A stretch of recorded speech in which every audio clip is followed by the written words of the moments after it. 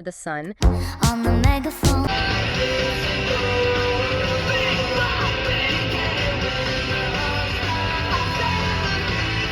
You wanna see me all alone.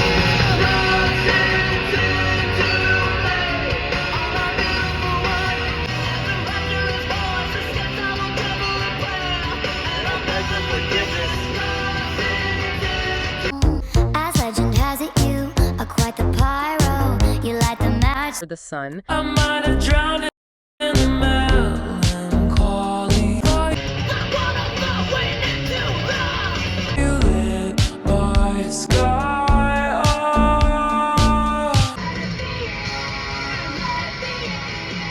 For the sun. Alone in my tower, you were just holding it back. I watched it grow. I felt it change me. Now I can see it all. When the sun's like that, you can stare at it. It won't even hurt your eyes. Even if you're like a normal person and you don't look at the sun, you can still look at it like this. December 1985.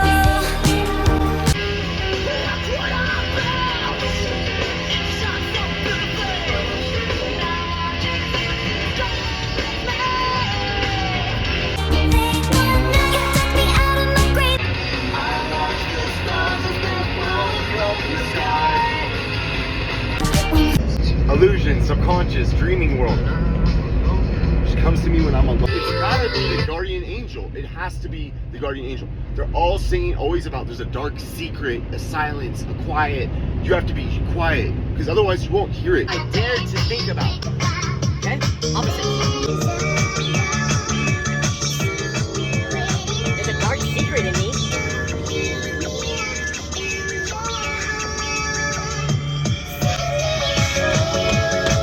Don't leave me locked in your heart. Set me free. What is that about?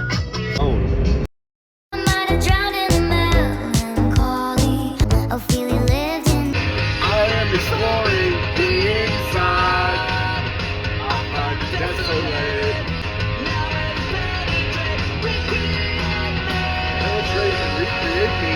Ophelia lived in Dreams are filling trace of blame. fantasy. Scripturally, it says the waters above the firmament. Me locked inside my memory, and only you possess me.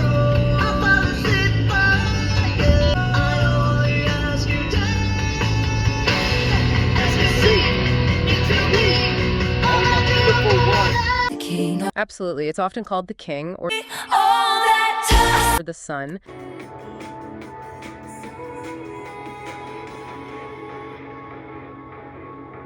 Beautiful things. Deep breath. Dreams are filling trace of blame. Beautiful things. Deep breath. For the sun. It represents harmony, balance, consciousness, and importantly, the perfected human will. Listen, listen close. Beat by beat, can you when the heart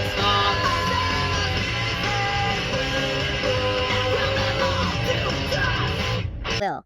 It's where the divine and the human really connect. I know I'll leave a stain because we bleed as we dance. We all dance. We all have our chances toward romance. Right? We all have our chances toward romance. I know I'll leave a stain because I bleed. I know I'll leave a stain because I bleed. The blood of consciousness, right? So it's like, it's clearly all going from Malkuth, Yesod, Tiferet. Just putting in different frames of reference. I can't believe I'm the only one who's caught on to this. And find equilibrium. Okay, Tiferet as the point of balance. longer drowning and deceive. All because you came for me.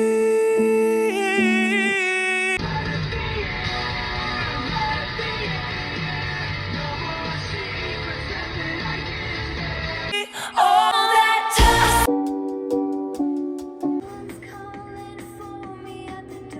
Malkuth 10, the kingdom. This is the final manifestation, sometimes called the daughter. So our world, the physical reality. Exactly. Our physical world, the realm of the four elements as we experience them, our sensory reality is where all those higher emanations become concrete, where the universe kind of experiences itself. Wow. I heard you calling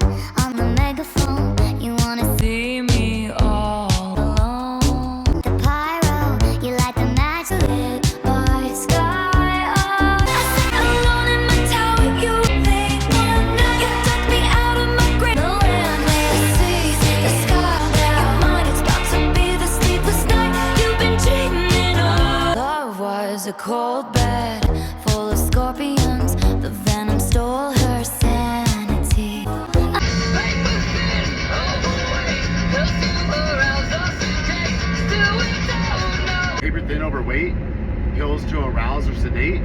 These are opposites, right? Okay, so we see he's already mentioning that. So he's already gone up from Yesod into the sun. Can't you see? To lose control is to be finally free. First the spark, then a flame, now fire, then explode. Like the sun.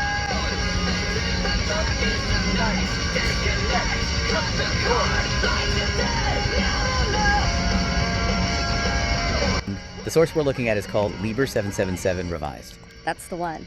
And it's not just, a book in the usual sense. It bills itself as a book of correspondences, almost like a magical alphabet for understanding the universe.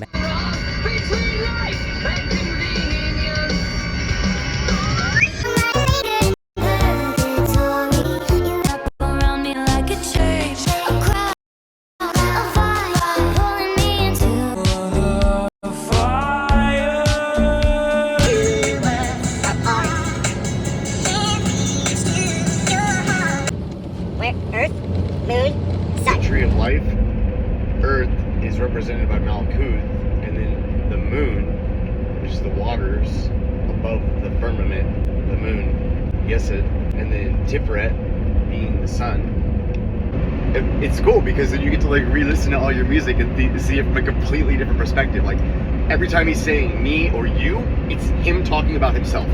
That's like the code to unlocking all the mysteries of the music and what the symbolism of the music is that one thing.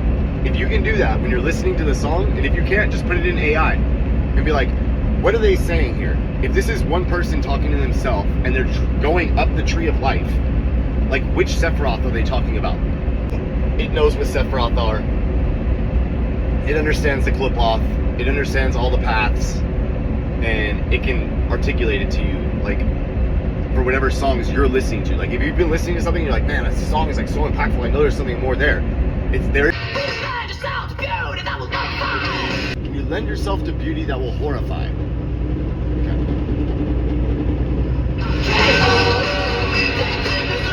There's something more there. It seems like I've been finding it everywhere. Dreams are filling trace of blame. To do it. I'm not strong enough.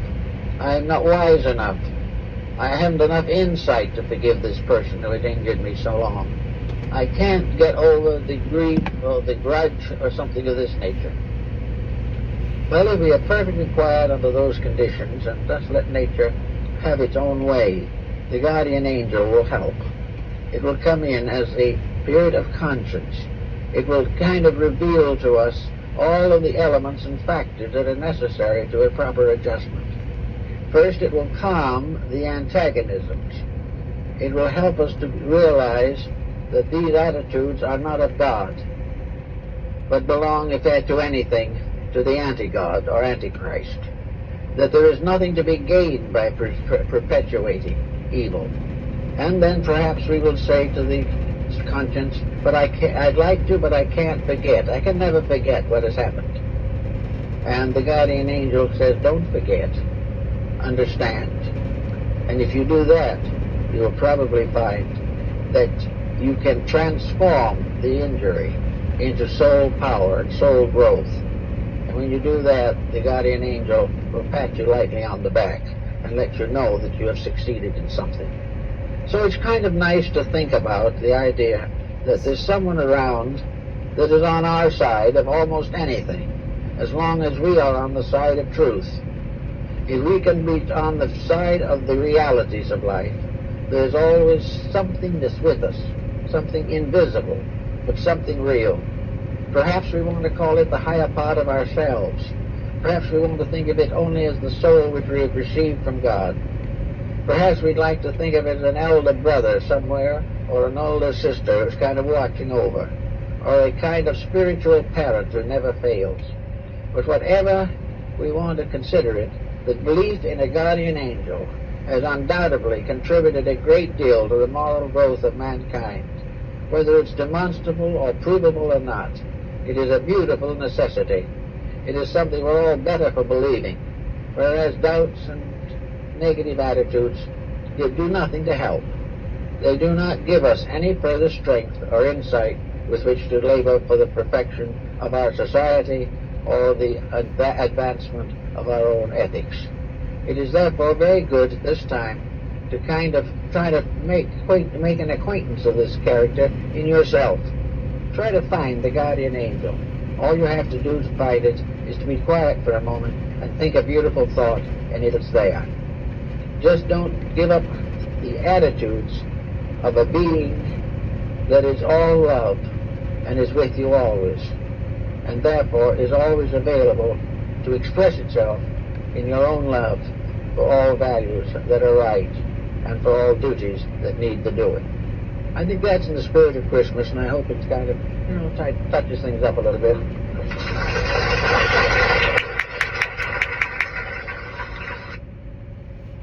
Shut the fuck up. Silence. Silence. Shut the fuck up. You know what the right thing is to do. You just don't want to fucking listen. You don't do with the will. Should be the whole of the law. Love is the law. Love under will. Until next time. I'll try to create more when I can. Initiates of the Flame by Manly P. Hall. The Initiates of the Flame is a little essay on the mystery of fire. To all ancient peoples, fire was a symbol of the Divine One dwelling in the innermost parts of all things. Robert Flood, a Rosicrucian mystic, writing in the 17th century, declared that the fire of the philosophers was divided into 3 parts. First, a visible fire, which is the source of physical light and heat. Second, an invisible or astral fire, which enlightens and warms the soul. Third, a spiritual or divine fire, which in the universe is known as God and in man as spirit. The initiates who took their oaths in the presence of the flame renounced the lesser concerns of ordinary life, and, freed from the attachments of this material sphere, these purified souls became custodians of that symbolic flame of wisdom which is the true light of the world. This light is a manifestation of the one universal life, that active agent whose impulses are the cause of all sidereal phenomena. Where in antiquity this flame of light, this spirit fire, was the object of a universal adoration and was worshipped as the very presence of God himself, it now lies buried beneath the ruins of man's fallen temple. Obscured by the paramount interests of the flesh, it emits but the faintest gleam in this non-philosophic age. Manly Hall. The Initiates of the Flame. Introduction. Few realize that at the present stage of civilization, there are illumined souls who walk the earth, like the priests of the ancient temples, watching and guarding the sacred fires that burn upon the altar of humanity.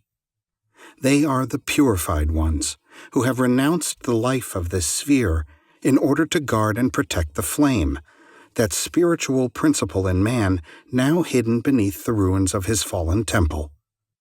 The mysteries of antiquity have seemingly perished. The faith, however, of the Golden Age, the first religion of man, can never wholly die. As we think of the nations that are gone, of Greece and Rome, and the grandeur that was Egypt's, we sigh as we recall the story of their fall, and we watch the nations of today wondering which will be the next to draw its shroud about itself and join that great ghostly file of peoples that are dead. But everywhere, even in the rise and fall of nations, we see through the haze of materiality the figure of justice. Everywhere we see the principle of fulfillment. The altar of the everlasting one is lifted up in the midst of the world. A great hand reaches out from the unseen and regulates the affairs of man. It reaches out from that great spiritual flame which nourishes all created things, the never-dying fire that burns on the sacred altar of cosmos, that great fire which is the Spirit of God. If we turn again to the races now dead, we shall discover the cause of their destruction. The light had gone out. When the flame within the body is withdrawn, the body dies. When the light was taken from the altar, the temple no longer was the dwelling place of a living God. Degeneracy, lust and greed, hates and fears crept into the souls of ancient Greece and Rome, and black magic overshadowed Egypt. The light upon the altar grew weaker and weaker. The priests lost the word, the name of the flame. Little by little the flame flickered out, and as the last spark grew cold, a once mighty nation was extinguished, buried beneath the dead ashes of its own spiritual fire. But the flame did not die. Like spirit, of which it is the essence, it cannot die, because it is life, and life cannot cease to be. In some wilderness of land or sea it rested once more, and there again arose a mighty nation around that flame. So history goes on down through the ages. As long as people are true to the flame, it remains. But when they cease to nourish it with their lives, it passes on to other lands and other worlds. The worshippers of this flame are now called heathens. Little do we realize that we ourselves are heathens until we are baptized of the Holy Spirit, which is fire. For fire is light, and the children of the flame are sons of light, even as God is light. There are those who, for ages, have labored with man to help him kindle within himself this spark, which is his divine birthright. These are the ones who, by their lives of self-sacrifice and service, have awakened and tended this fire, who through ages of study have learned the mystery it contains, and whom we now call the initiates of the flame. For ages, they have labored with mankind to help him uncover the light within himself, and on the pages of history they have left their seal, the seal of fire. Unhonored and unsung, they have labored with humanity, and now the stories of their lives are used as fairy tales to amuse children. The time will come, however, when the world will know the work they did and realize that our present civilization is raised upon the shoulders of the mighty demigods of the past. Like Faust, we stand with all our lore, fools no wiser than before, because we reject the truths they taught and the evidence of their experiences. Let us honor these sons of the flame, not by words, but by living, so that their sacrifice shall not be in vain. They have shown us the way. They have led man to the gateway of the unknown, and then, in their robes of glory, passed behind the veil. Their lives were the keys to their wisdom, as they must ever be. Though long ago they passed beyond, they still live in history, beacons on the path of human progress. Let us watch these mighty ones as silently they pass by. First, Orpheus, playing upon the seven-stringed lyre of his own being, the music of the spheres. Then Hermes, the thrice greatest, with his emerald tablet of divine revelation. Through the shades of the past we dimly see Krishna, the illuminated, who on the battlefield of life taught man the mysteries of his own soul. Next we see the sublime Buddha, his yellow robe not half so glorious as the heart it covers. And our own dear Master, the man Jesus, his head surrounded with a halo of golden flame, and his brow serene with the calm of mastery. Then Mohammed, Zoroaster, Confucius, Odin, Moses, and others no less worthy pass before the inner eye of the student. They were the sons of the flame. From the flame they came, and to the flame they have returned. To us they beckon, bidding us join them in the service of the flame they love.